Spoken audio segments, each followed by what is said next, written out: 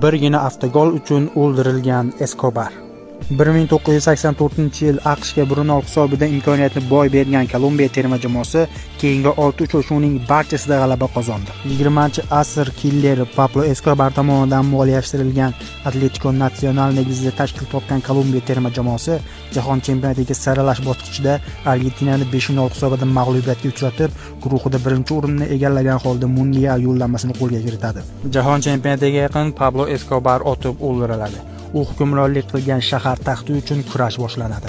Ilk o'yinda Ruminiyaga 3-0 hisobida mag'lubiyatga uchragan Kolumbiya futbolchilariga mahalliy killerlar tomonidan agar guruhdan chiqa olmasalar, oilaviy qirib tashlash tahdidi qo'yiladi. Mezbon jamoa hisoblangan AQSh bilan o'yin ular uchun hayot-mamot jangiga aylanadi. O'lim tahdidi bilan maydonga chiqqan terma jamoaning o'yini qovushmaydi va 2-1 hisobida imkoniyatni boy berib guruhda qolib ketadi. Eng yomoni Andres Eskobar o'z darvozasini ishg'ol qilib qo'yadi.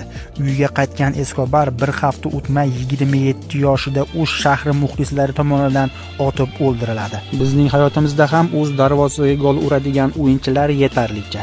Ushbu videoni o'shalarga jo'natib qo'ying.